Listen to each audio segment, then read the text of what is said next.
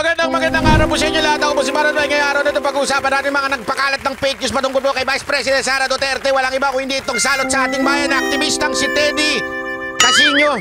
Eto na nga, pag-usapan natin yan ha. At bago natin pag-usapan yan, panoorin muna natin ng news at tingnan ninyo kung anong klaseng aberya ang pinakalat nitong salot sa bayan na ito na si Teddy Casino. Panoorin! Pasok!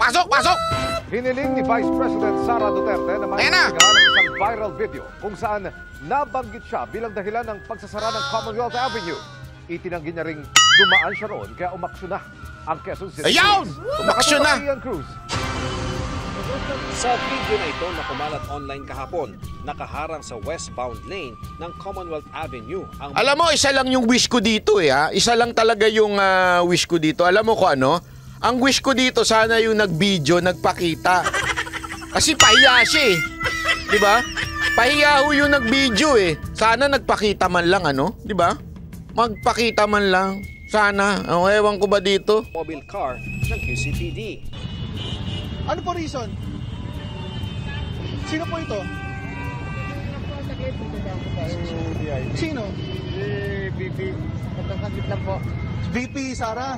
So sinara niyo yung Commonwealth para dumaan si VP Sara? Dadaan lang po. Dadaan lang. Kukross lang po. Wow! Kukross lang po siya. Saglit lang po.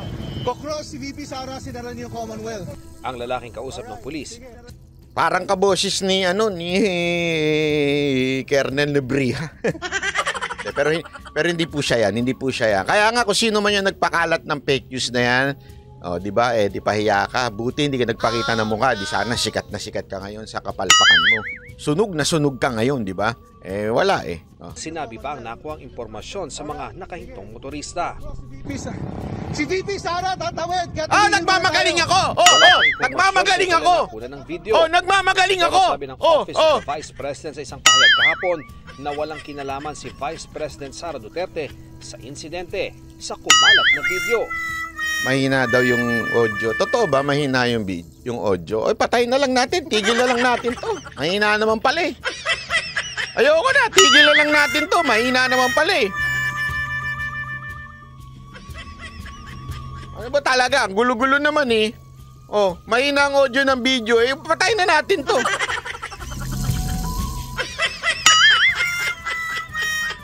Sabi nung iba mahina eh. Ano ba talaga?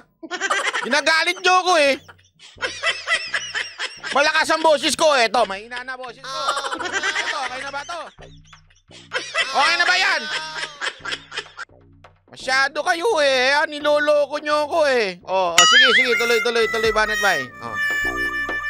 Sumulat ang Vice Presidente kay QCPD Director Brigadier General Enrico Maranan kaugnay sa viral video. Iginiit ng Vice na hindi siya kailanman nag-request ng assistance sa QCPD para ihinto ang trapiko sa Commonwealth Avenue para sa kanyang convoy. Hindi lang daw nakakalito ang mga sinasabi sa video, kundi maling-mali talaga. Kinokondena raw ni Duterte ang anumang hakbang na nakakaantala sa pang-araw-araw na buhay at kapakanan ng mamamayan.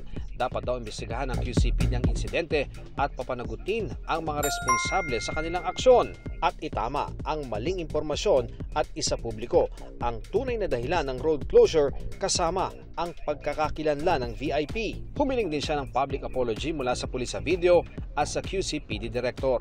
Humingi na ng paumanhin ang QCPD. Humihingi po kami ng paumanhin sa pagkakasangkot po ng OBP. We would like to assure the public na hindi po convoy ni VP Sara ang dumaan. At ganun din po sa mga motorista, humihingi po kami sa abalang na idulot nito. Nirelieve na rin sa pwesto at pinagpapaliwanag ang dalawang pulis sa video na sila Executive Master Sergeants Verdo Pantoliano at Ariel Barong. Sinikap naming makapanayam ang dalawa sa Police Station 14 pero wala sila roon. Pero sabi ng istasyon sa isang statement, nag-ugat ang insidente raw sa pagkalito at lapse in judgment ng pulis na nagmamando ng trapiko noon. Nag-overreact daw si Pantoliano. Alam mo, sa totoo lang, pasensya na pero sa totoo lang, mukhang doon sa pulis, mukha naman pong mukha lang naman pong nagkaroon lang na miscommunication. Sa tingin ko lang, although na-relieve yung dalawang pulis, dahil alam mo, nakakalungkot nga yung mga pulis natin, hindi ho sila minsan cellphone lang nila ginagamit nila eh, di ba? Hindi ho sila gumagamit ng radyo, wala hong provided ang gobyerno na radyo. Sa totoo lang, more on ang pinoprovide lang ng gobyerno yung uniforme nila, ewan ko nga. Pero sa totoo lang, ang talaga nagpakalat ng fake news dyan, walang iba kung hindi yung walang niyang nagbibideo na overreact. Alam mo yung, si Bibi Sara! Alam mong may motibo eh, di ba? Alam mong may motibo yung mama na siraan si Bibi Sara. Kasi hindi mo lang niya binerify. Siguro, ang talagang sabi nung mga nandun, kasi maingay dyan, syempre. Tapos cellphone lang. VIP tayo, VIP. Tapos sabi nung pulis, ay BP, ganun. Yung pala VIP. Diba? So, miscommunication lang talaga yung pulis. Kaya, hindi ho talaga sila may kasalanan yan. Although, meron kapiraso, syempre, nagkaroon na miscommunication. Kaya nga, na-relieve na ho yung dalawang pulis. Pero ang talagang may kasalanan dyan yung OA na nagbibideo na yan. OA masyado eh. Si BP na gumaganong-ganon pa, sarap sampalin eh, sa totoo lang. Sabi ko bilang tanda ng kortesiya at seguridad dahil VP raw ang maling pagkarinig sa daraan noon. Pero sa kanilang tala, walang engagement sa lugar si VP Sara Duterte. Nag-iimbestiga pa raw ang QCPD kung sino ang VIP at kung sino. Wow! May ba ganun-ganon pa eh. Wow! Alam mo, maswerte lang tong animal na ito. Hindi siya nakita sa video. Napakaswerte mo, sabi ko sa'yo. Kung nagpakita ka sa video, sikat ka na ngayon. Sino kaya nag-video nito? Yan ang abangan natin.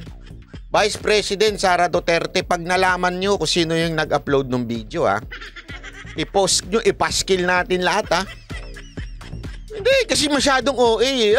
Bibiya, dadaw. Ganun eh. OA. Nagsabi sa mga pulis na may i-assist silang VIP. Ano nga ba ang courtesy sa mga opisyal sa mga lansangan? Wala namang tayong definitive rule dito sa MMDA pero nag-e-extend tayo ng courtesy. Lalong-lalo na sa Pangulo, sa pangalawang Pangulo. Dahil may security concerns yan. Even ang kaap, pag may mga dumadating na heads of states, ang Pangulo, binibigyan po yan ng priority na makaland. Noong panahon ni dating Pangulong Noynoy Aquino, binawal pa ang wangwang sa kalsada. Naks naman, pinasok nyo pa talaga yan. Pero sa bagay, nawala nga naman yung wangwang nun. Anyway, pero sa akin, ito lang sana lang sa akin, medyo kasi totoo naman, kailangan din naman ng mga certain personality ng ganyan for their safety. At usually, hindi naman yan pinapara ahead of time. Yung ahead of time, malayo pa lang, pinapara na hindi ho. Kaya meron din naman sa part ng kapulisan na nag-overreact din. Na malayo pa lang pinigilan na yung traffic. Usually hindi naman po. Kahit nung si Pangulong Duterte, hindi naman no pinapara malayo pa lang. Pagpadaan na yun, pinapara na. Marami ng convoy yan. May nauuna. Doon, yung nauunang mga sasakyan, yun ang papara. Hindi ho yung mga pulis na nasa kalsada o MMDA, hindi ho yun ang pumapara. So nagkaroon talaga ng maybe overreact nung pulis na nandun. Pero ang talagang pinakawalang yan, yung nagbibideo at yung nagpakalat ng video na si Teddy Casino. Panoorin nyo mamaya, papanood ko sa inyo ano pa dahilan yan. Magpapalusot pa yung animal na yan eh. Sa ilalim ng PD96 ni dating Pangulong Ferdinand Marcos, tanging ang mga opisyal na sasakyan ng AFP, PNP, NBI, fire departments at ambulansya ang maaring gumamit ng wangwang. Para sa GMA Integrated News, Ian Cruz Eto kasi talaga nagpakalat niyan. Yan siya. Si Teddy Casino, yan ang tweet niya. Umabot ng 2.9 million. Sinarado, isa sa pinakabising kalsada sa bansa dahil tatawid isang VIP. Grabe naman yan. Sent to me by an ex-military. Paka-epal. Siya ko talaga nagpakalat ho niyang video na yan without even verifying kung totoo. Diba? Sabi nito, sabi ni Boss Dada, gusto kasi ni Teddy Casino na maging next Mangkanor ba yun? Sorry, Joma pala, kala ko Mangkanor. Diba? Masyadong epal eh. Panoorin ninyo yung interview ni Teddy Fake News Casino.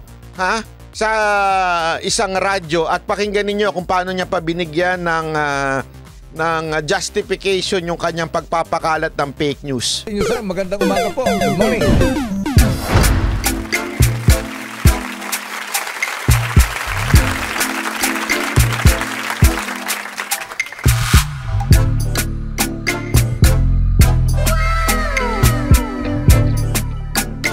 The next performance will start momentarily.